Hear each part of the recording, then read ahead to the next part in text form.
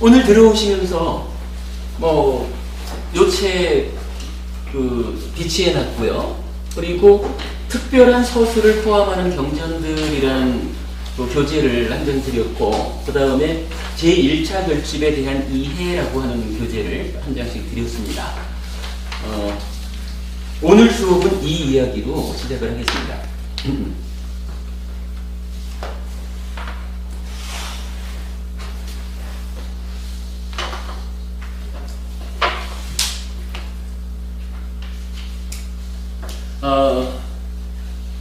우리 법회에 이제 오늘 처음 오신 분들도 계시는데, 그간 동영상을 통해서든 아니면 한 달 동안 낮에 진행한 마음 특강을 통해서든 우리 법회가 사용하고 있는 이 마음 이야기에 대해서 어느 정도 좀 눈을 가지고 계시다, 이렇게 판단을 하겠고요. 우리 법회를 지속적으로 참석하시는 분들 입장에서는 이렇게 보아야 될 것 같아요.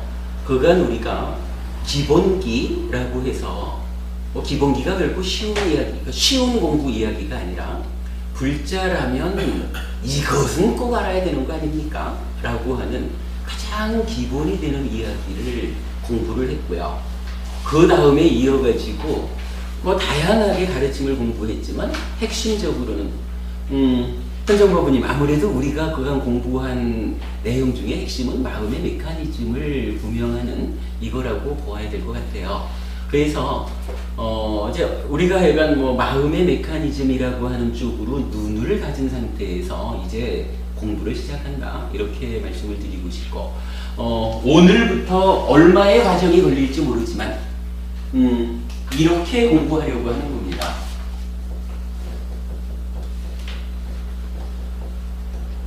마치마 니까야를 중심으로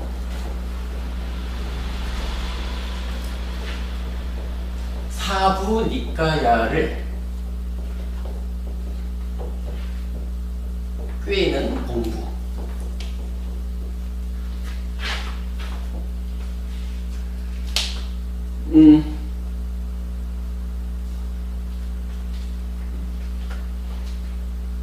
보통은 공부를 하자라고 하면은 경전으로 공부를 시작하게 됩니다. 그런데 우리는 경전 공부를 시작하기 전에 이미 상당 기간을 통해 가지고 경전을 공부하기 위한, 대표적으로 불교의 모든 가르침은 우리 삶의 현실 위에서 설해지고 있다. 그런데 우리 삶의 현실이 무엇입니까? 라고 할 때 우리가 표현하는 바에 의하면 마음의 메커니즘이라고 하는 찌따 마누 윈냐나라는 세 가지 마음의 전개 상태를 활용해 가지고 삶의 이야기를 정리한 이런 마음의 메커니즘이라는 삶의 현실 위에서 부처님은 가르침을 설하고 있다. 경전이라고 하는 것이 동일하게, 경전이 어차피 부처님 말씀입니까? 이 경전의 이야기도 바로 이 마음의 메커니즘이라는 우리 삶의 현실 위에서 부처님은 말씀하고 계시다. 그런데 만약에 마음의 메커니즘을 이해하지 못한 상태에서 경전을 공부해보자 라고 한다면 아마도 한 개의 경전을 놓고 1년을 가도 다 못 풀 수도 있는 거예요. 물론 그냥 읽어나가는 것으로 공부했습니다, 이렇게 말하면야 간단하겠지만, 정말로 경전이 의미하는 바가 무엇일까? 왜 부처님은 이 경전을 통해서 이런 말씀을 하셨을까? 이 부분을 우리가 알아가지고 내 삶을 향상하자라는 목적의식을 분명히 한다면 아마도 경전 하나 가지고 1년을 갈지도 모르죠. 그런 측면에서 볼 때 우리는 남들과는 좀 다른 순서를 가지고 공부하게 되었다라고 말할 수 있겠지만, 사실은 아주 효과적으로 공부할 수 있는 그러한 순서를 갖게 되었다, 이런 이야기죠. 마음의 메커니즘이라는 삶의 현실이 알려진. 그래서 그러한 선행되는 공부를 놓고 이제 경전을 공부해보자 라고 한 겁니다. 그런데 경전을 공부하자면서 맞지마 니까야를 중심에 두고 사부 니까야를 꿰어보자 이렇게 말을 했는데 이 이야기를 뭐 좀 간단하게 보려고 그래요. 자, 오늘 나눠드린 교재 중에 제1차 결집에 대한 이해라고 하는 것을 보겠습니다.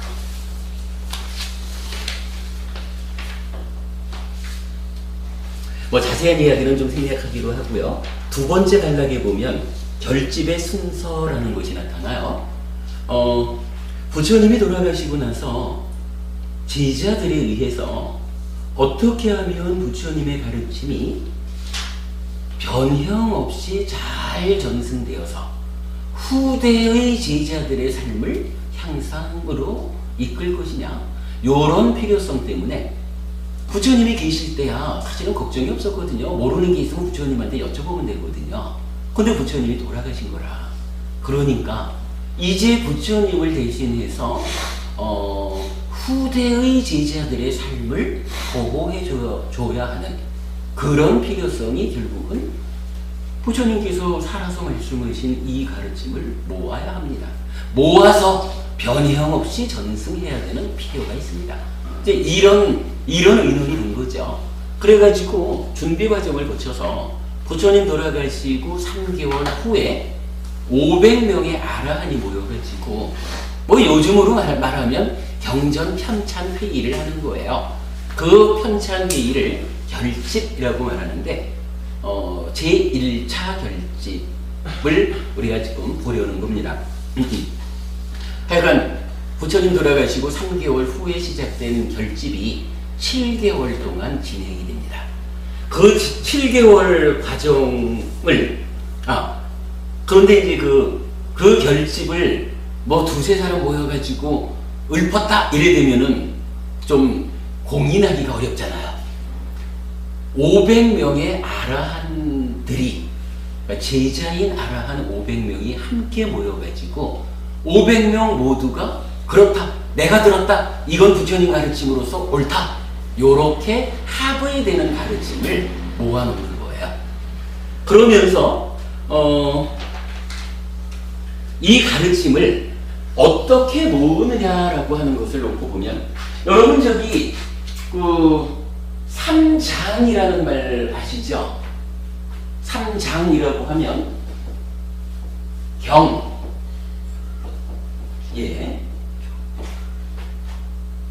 율, 논, 경, 율, 논, 삼장 이렇게 말을 하거든요.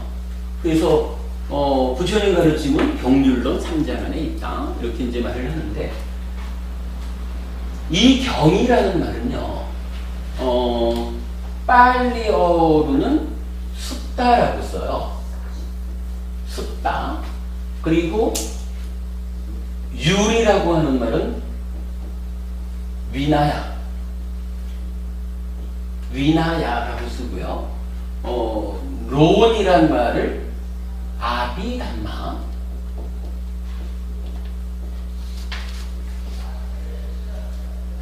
라고 부르거든요. 그래, 이 경률론 세 가지로 부처님 가르침을 나누어서 설명하고 있는데, 최초의 결집의 자리에서 이제 어떻게 이 가르침을 모을 것이냐 라는 기준을 정해요.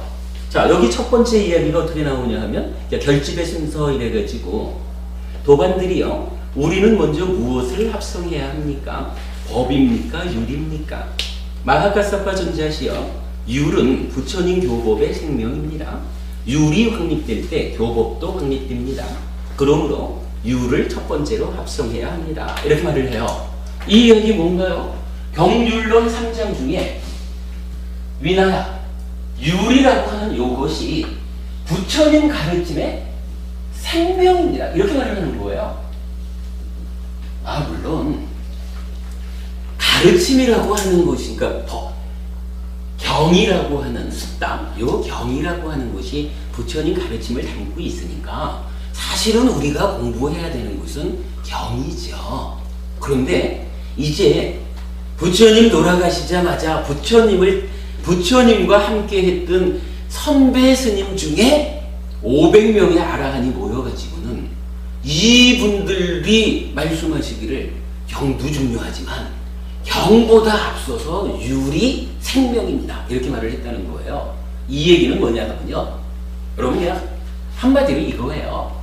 열심히 절에 다니고 열심히 법회 가가지고 공부는 하는데 우리 보통 말하기를 참 부끄럽지만 저도 출가 전에 그런 일을 좀 많이 했어요. 법회를 딱 마치면 2부 법회 가야 돼. 그래가지고 법회 마치고 나면은 옆에 술집으로 모여 앉아가지고 열심히 밤새 옷을 마셔. 요런 부분이 부처님 가르침을 배워가지고 나의 삶을 향상하자라고 하는 이 근본 목적에 대해서 타당한 방법이냐? 아니라는 거예요.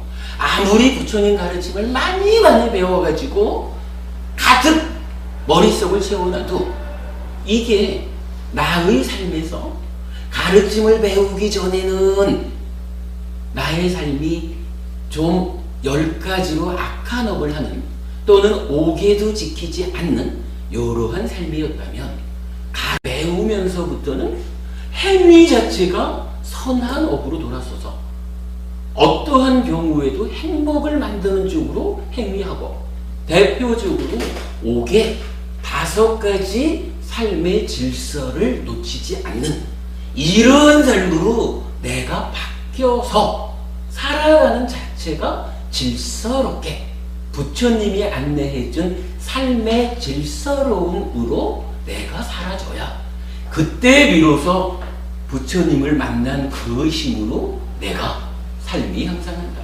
갈수록 괴로움은 줄어들고 행복은 늘어나는 이러한 삶이 실현된다는 거예요. 그렇기 때문에 공부를 하자 부처님이 어떤 가르침을 주셨느냐라는 측면에서 당연히 경이라고 하는 것이 의미가 크겠죠. 그러나 제자들의 삶을 행복으로 이끌자라고 하는 이 측면에서는 경이라고 하는 삶의 이야기를 배우기에 앞서 그보다 더 중요한 의미를 갖는 것은 삶의 질서로움을 지키는 것입니다. 이 얘기를 하는 거예요. 제가 제자들 같으면 나는 5개를 지키는 사람이 되겠습니다. 라고 해서 5개를 지키는 사람으로 나 스스로를 바꿀 때 내 삶이 그 위에 가르침을 배워가지고 나갈 때 삶이 향상하는 것이지 가르침을 가득가득 채워도 삶이 바뀌지 않아요. 삶의 질서로움이 없이 늘 해치고 훔치고 바람피고 거짓말하고 술 마시면서 이렇게 살아가면 백날 배워봐라. 네 삶에 도움되라. 이런 의미가 되는 거죠. 그래서 이제 500명의 아라한 비구들께서 어디부터 결집할까요? 이러니까 경도 중요하지만 유를 먼저 해야 됩니다. 라고 했다는 거예요. 그래가지고 이 500명의 아라한들께서 경률론 3장 중에 율에 대해서 먼저 결집을 하는 거예요. 편찬을 하는 거예요. 율에 대해서는 부처님 살아 계실 때부터도 우빨리 존자라고 하는 우빨리 스님, 우빨리 존자께서 율에 관해서는 가장 전문가셨어요. 그러다 보니까 율을 결집하는 데는 누가 앞장서서 해야 됩니까? 라고 하니까 우빨리 존자가 앞장서야 됩니다. 그래가지고 우빨리 존자가 언제 어디에서 부처님께서 이러이러하게 계율을 정해 주셨습니다. 라고 읊어요. 그러면 그 읊은 계율을 500의 아라한이 맞습니다. 어떤 분들은 내가 그 자리에 있었습니다. 이렇게 말하기도 하면서 확인을 해주는 거죠. 그래가지고 비구에게 227개의 계율이 만들어지고 정리가 되고 비구니를 위해서 304개의 계율이 또한 정리가 돼요. 요렇게 해가지고 계율을 만들어 놓고는 계율을 이제 결집을 해 놓고는 여러분 이제 주목할 일이 하나 생겨요. 이 우빨리 존자한테 한 가지 역할을 부여해요. 뭐라고 하냐 하면 이것이 율장입니다 라고 말한 뒤 우빨리 존자에게 도반이요, 이것은 그대의 제자들에게 설해 주시오 라고 부탁함 이랬거든요. 요게 무슨 얘기냐 하면 율장을 결집을 하고는 우빨리 스님한테 이제 이 아라한 비구들께서 한 가지의 역할을 부여하는 거예요. 그대가 그대의 제자들과 더불어 이 율장이 변형 없이 후대의 제자들을 위해서 전승될 수 있도록 암송해 주십시오. 요런 전승의 책임을 부여했다라고 하는 부분을 우리가 주목해야 돼요. 그리고 나면 이제 이렇게 율이 먼저 이제 정해지잖아요. 그리고 나면 두 번째로 이 경에 대해서 결집을 해요.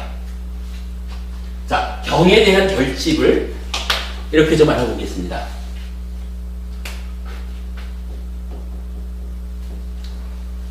경을 결집하는데 좀 워낙 경전이 많으니까 이거를 그냥 쭉 줄 세워 넣기가 곤란한 거겠죠. 그러니까 이 경을 몇 가지의 모음으로 나누어요.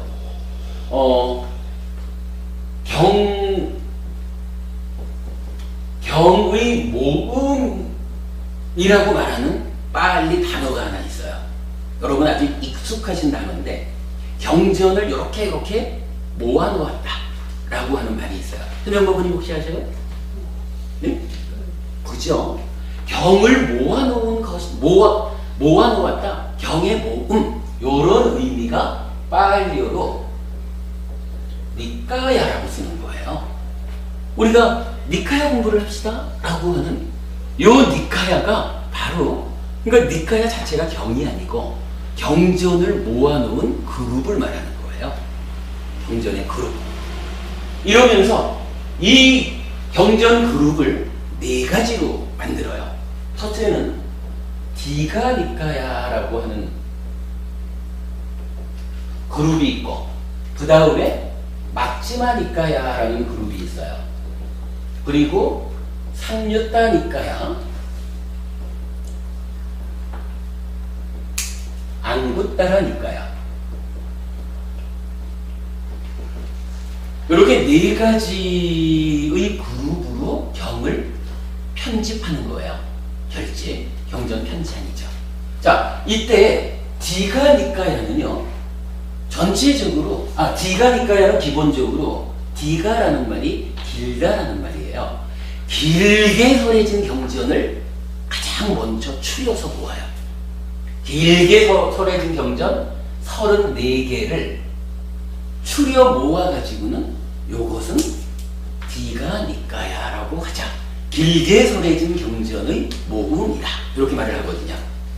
그런가 하면 이제 두 번째로는 아주 길게 설해진 경전들을 먼저 모아놓고는 그 다음에 중간 길이의 경전이라는 의미로, 요 막지마라는 말이 가운데 중이에요. 가운데 중. 그러니까 우리가 중하함 이렇게 말하는 중간 길이의 경전을 두 번째로 152개, 152개의 중간 길이의 경전을 추리는 거예요. 그래가지고는 요 경전을 막지마 니까야라고 하자라고 이름을 붙이죠.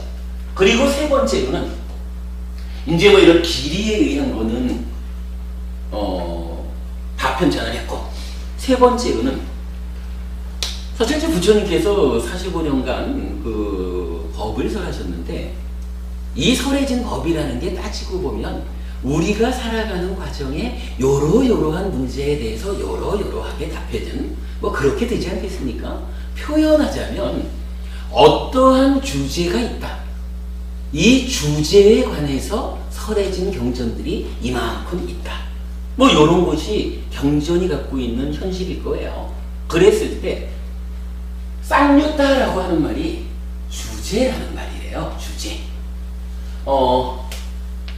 주제별로 그러니까 경전 중에 좀 중요하게 추려야 되는 주제가 있다. 이래가지고 주제별로 경전을 먼저 추리는 거예요. 쉬운 6개의 주제가 나타나요.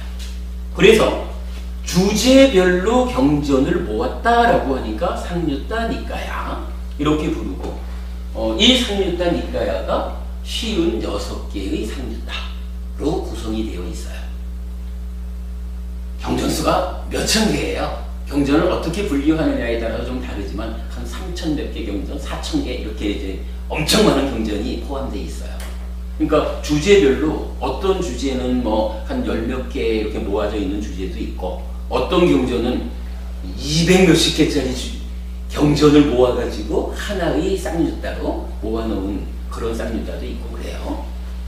그 다음에 요렇게 이제 3개를 해놓고 나니까 이제 좀 후대의 제자들을 위해서 전승해줘야겠다라고 하는 경전 가운데 긴 거, 중간 거, 그리고 주제별로 싹 발췌해 놓고 나니까 이제 이 나머지 남아있는 경전들은 어떤 식으로 정리를 해서 전해줘야 될까? 요렇게 놓고 보니까 뭐 마땅한 방법이 없었는지 이제 이런 방법을 쓰는 거예요. 경전 중에 예를 들어서 마음 이러면 마음은 이렇습니다 라고 경전이 설해졌다 이러면 요 경전에는 주제가 되는 말이 마음 요거 하나죠. 그러면 요 경전은 주제어가 하나 있는 경전이네 이렇게 말할 수가 있는 거예요.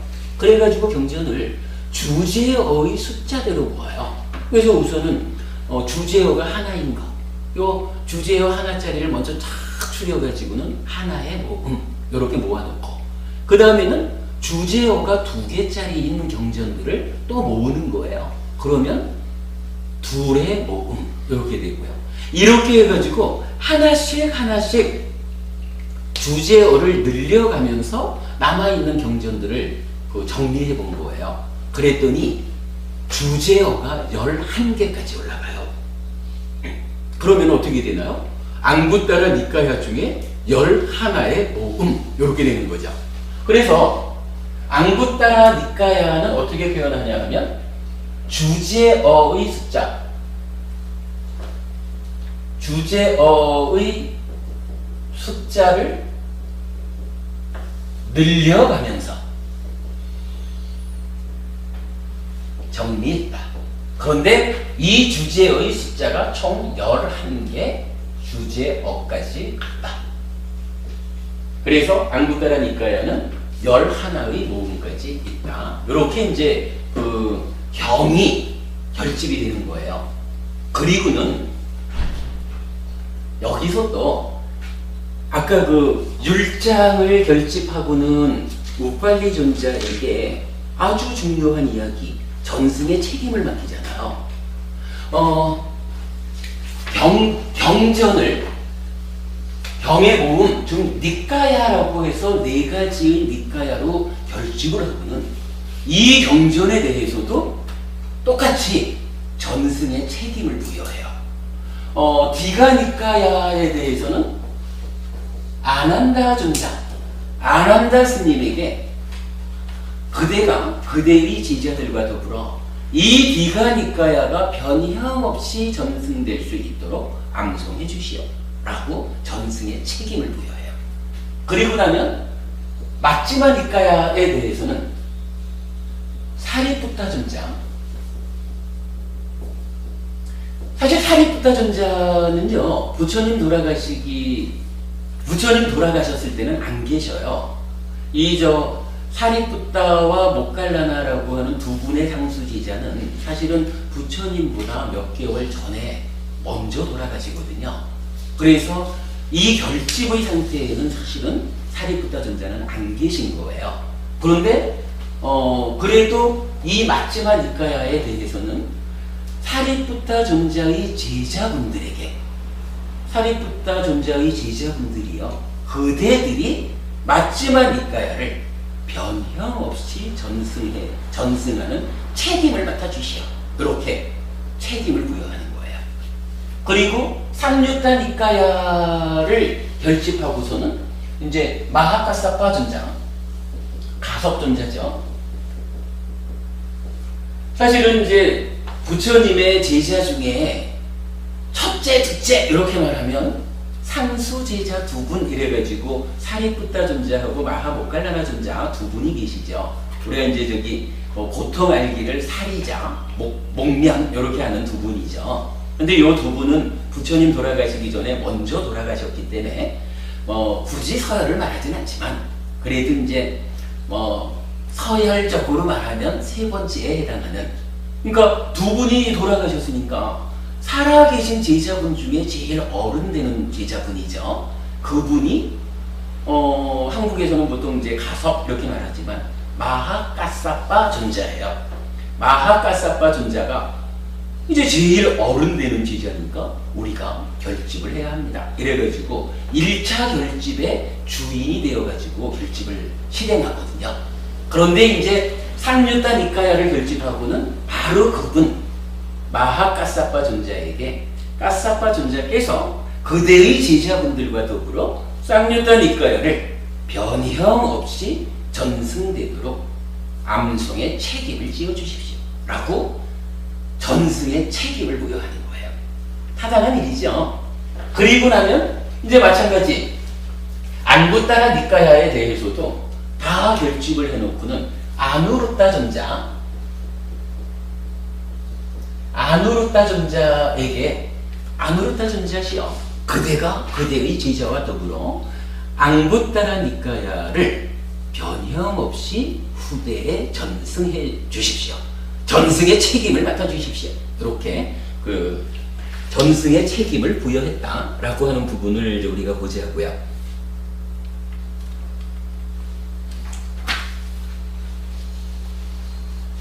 자, 거기까지를 보면 요게 이제 뒷페이지에 나와 있는 경장의 구성과 전승 책임이라는 부분을 제가 설명드린 거예요. 여기까지 여러분 충분히 우리가 이게 공부에 무슨 도움이 될까 이럴는지는 몰라도 그래도 공부를 하는 사람 입장에서는 알고 가야 되는 이야기겠죠. 그런 상태에서 제일 아래 보면은 소부니까야 해가지고 쿠타카 니까야라고 하는 그 경전들이 나타나요. 요 쿠타카 니까야는 사실은 좀 애매함이 있어요. 이 경전들이 그 최초의 결집에서 결집된 경전이냐 아니냐 하는 부분에 대해서 사실은 정확히 모르거든요. 그런데 경전에 보면 어떤 경전에서 이런 표현이 나타나요. 알겠느냐? 내가 이러한 이야기를 수타니빠따 어디에서 이렇게 설했느니라 라고 부처님이 수타니빠따라고 하는 경전을 인용하는 경우가 있어요.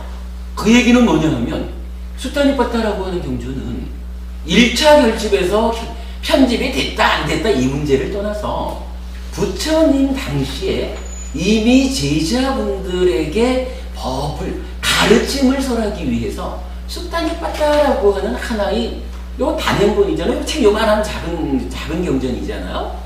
단행본에 해당하는 수타니빠따라고 하는 경전이 가르침이 이미 있었다는 얘기거든요. 결집 여부를 떠나서.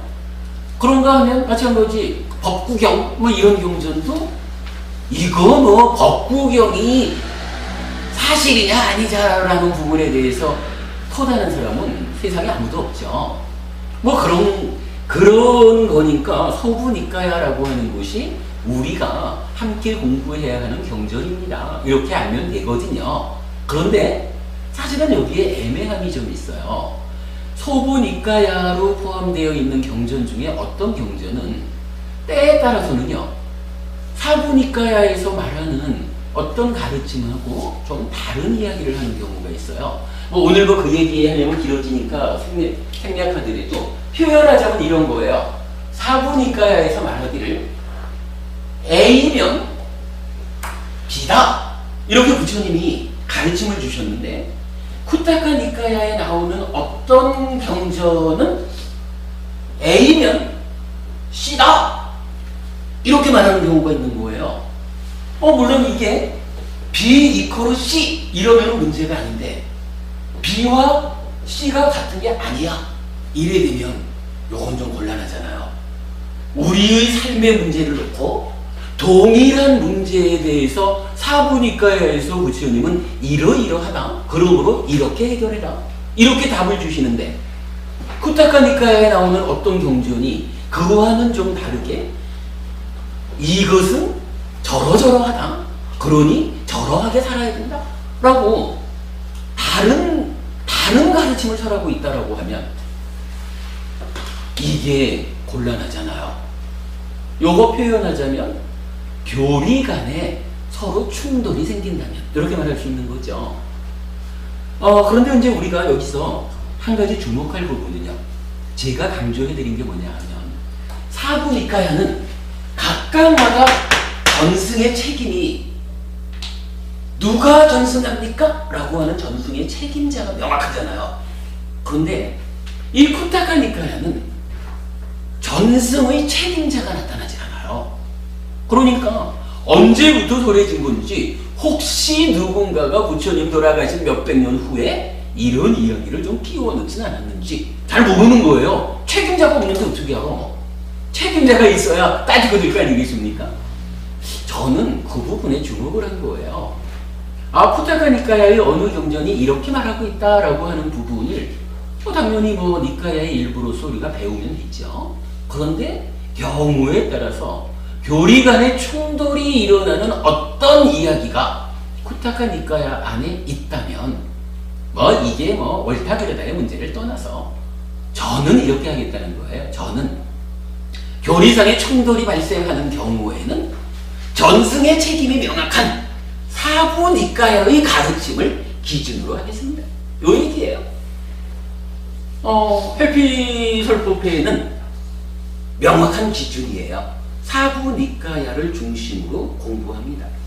사부니까야 이외에 쿠타카니까야의 어떤 가르침이 있으면 그것도 공부를 합니다. 그러나 그 내용이 사부니까야와 충돌을 일으킨다라고 하면 그때는 어떤 것이 옳을까라고 고민하지 않습니다. 그냥 사부니까야가 기준입니다. 이렇게 공부의 기준을 하고 있다. 요 말씀을 드리는 거예요. 우리 공부의 기준이 그렇습니다. 자, 그러면 이제 율이라고 하는 게 이렇게 이제 설명이 됐죠. 경이 이렇게 이제 설명이 됐어요. 그러면 그 다음에 이제 론이라고 하는 게 있거든요. 론에 대해서 말하자면 요즘 한국에서는 이제 초기 불교 공부하는 많은 분들이 아비담마 길라잡이 이래서 이제 공부를 하셔요. 아비담마 길라잡이 이래야 되는데 여기서 말하는 론이라는 것은 그냥 아비담마라. 아비담마 길라잡이 상가띠라는 말을 길라잡이라고 번역을 했는데 그 길라잡이 말고 그냥 7가지의 론이 있어요. 그러니까 경에 대해서 부처님은 어느 경전에서 이렇게 말씀하셨다라고 한다면 그 말씀이 좀 이해하기 어렵지? 그거 설명해보자. 이래가지고 법에 대한 가르침에 대한 해석을 해놨다. 이렇게 보아도 좋을 것 같아요. 좀 애매한 설명일 수는 있지만 어쨌든 그래가지고 7론 해가지고 7가지의 론이 있어요. 그리고 이 7가지 론을 놓고 어떤 분들은 병률론이 즉 7론을 포함해서 1차 결집에서 다 편집이 되었다. 이렇게 말하기도 하는데 저는 그 부분을 좀 달리 보려고 그래요. 왜냐하면 이 론은 소부니까야와 같아. 전승 책임자가 정해져 있질 않아요. 그리고 이 부분은 좀 애매해요. 잘 모르겠는데 그런 부분들 때문에 해피설법회에서는 공부의 기준에 7론을 포함하지 않아요. 물론 필요하면 7론의 도움을 받을 수 있지만 공부의 기준은 1차 결집을 통해서 전승 책임이 명확합니다. 바로 율과 사부 니까야 요만큼을 공부의 기준으로 하고 있다라는 것을 명확히 하고요. 뭐 쿠타카 니까야는 교리의 충돌이 발생하지 않는 한 우리가 그 공부를 함께 한다. 물론 이제 우리가 하나 참고할 건 있죠. 여러분 저기 아함이라는 말씀 아시죠? 아함.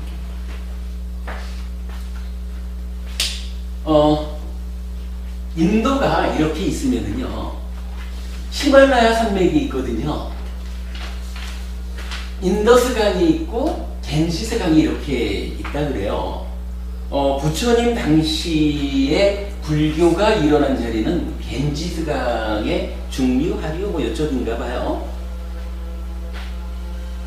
부처님 돌아가신 이후에 이 가르침이 경으로 이제 결집이 되어 가지고 전해져 가는데, 이 가르침이 이렇게 와서 스리랑카 또는 이 옆에 있는 미얀마, 태국 뭐 하는 동남아 이쪽으로 가르침이 전승되는 큰 흐름이 있어요. 이때 이쪽으로 전승된 가르침은 빨리라고 하면 참 모르는 분이 계시겠네요. 저기 인도에는 다양한 말이 있잖아요. 다양한 언어 중에 대표적으로 말하면 힌두교의 경전이 전승되는 힌두교 경전어를 산스크리트어라고 불러요.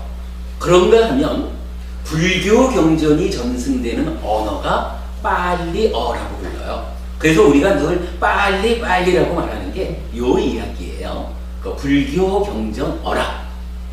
이렇게 남쪽으로 와서 스리랑카로 뭐 미얀마로 태국으로 이렇게 남쪽에서 동쪽으로 이렇게 전승된 빨리 경전이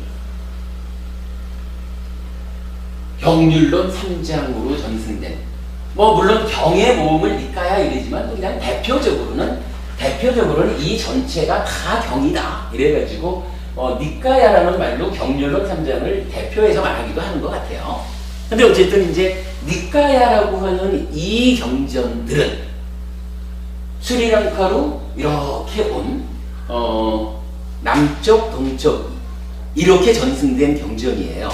그런데 나중에 이제 또 한편으로는 불교가 이렇게 서북쪽으로 전승이 돼요.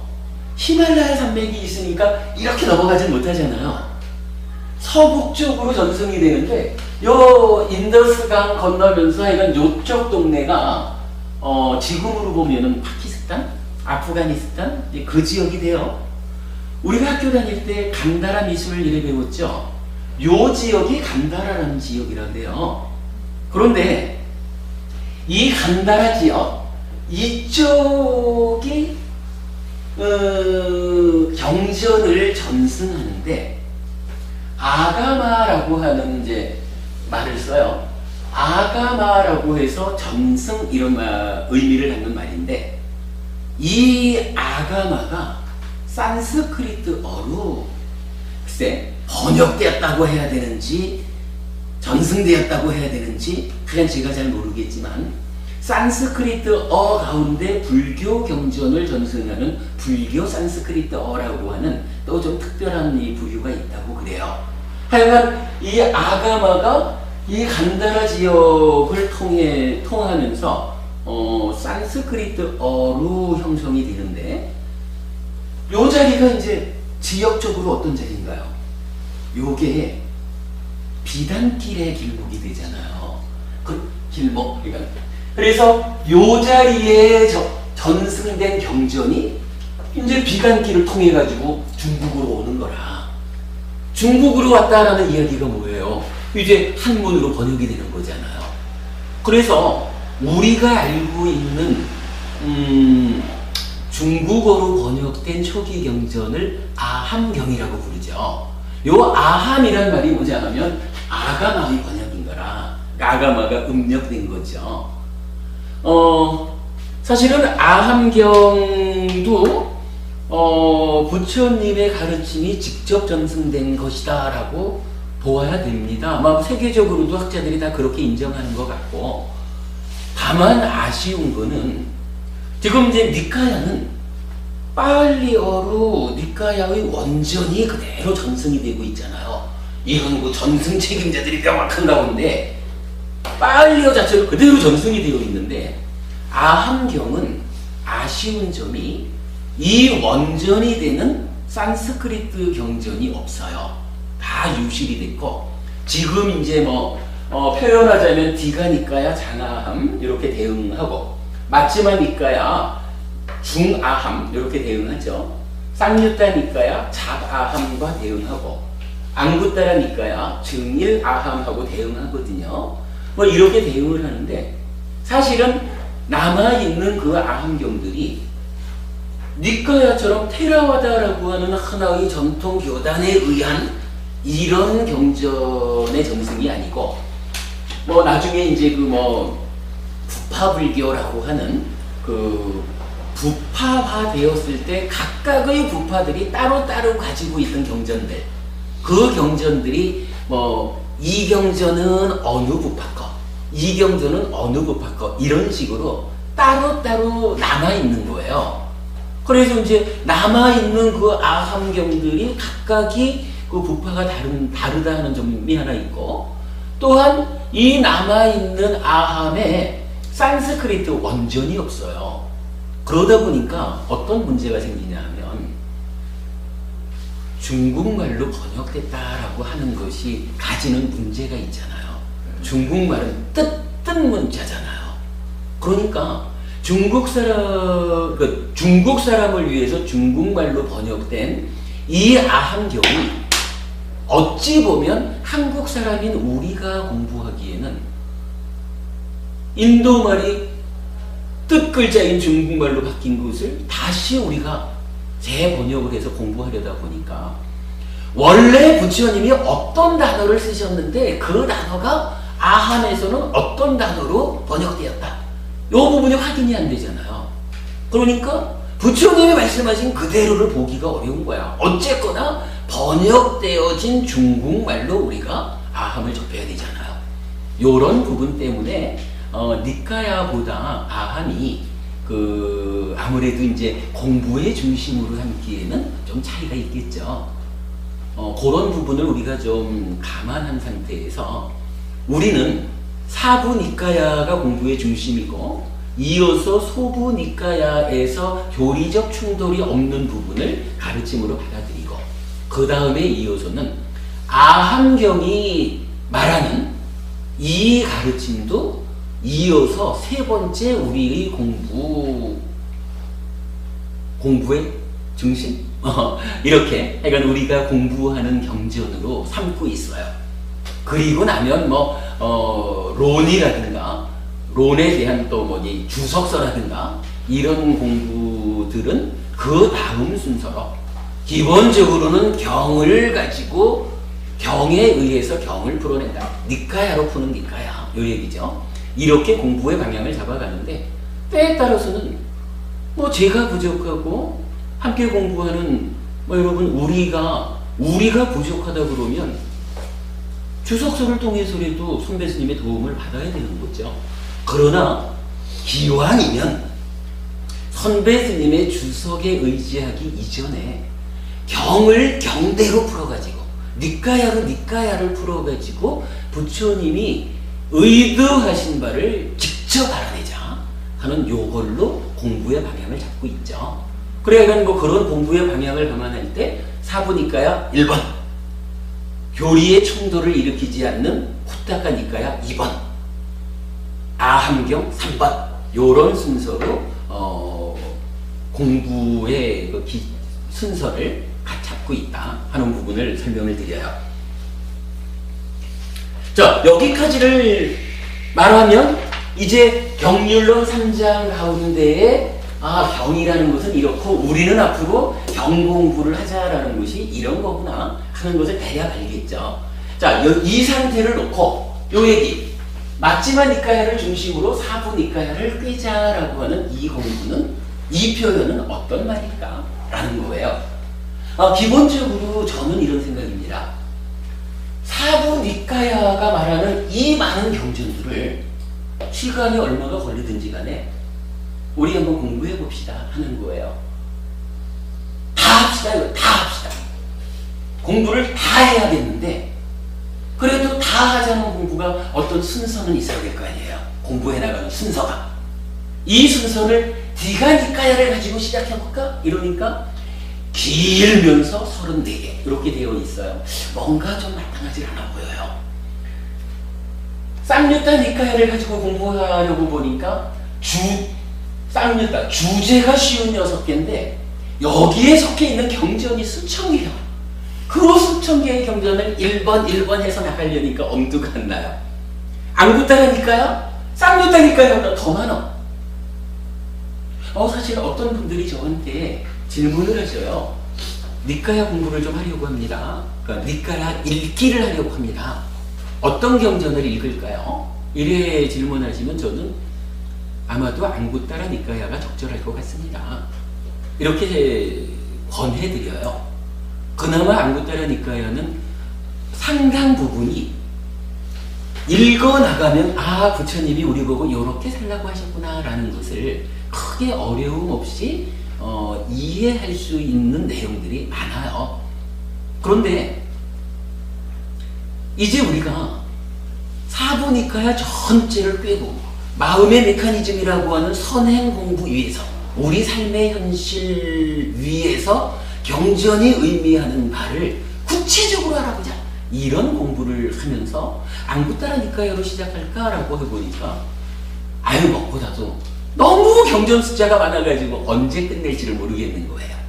그런 가운데에서 우리 공부가 그냥 쉽게 이해할 수 있는 고공부하자. 여기에 중심을 두진 않잖아요.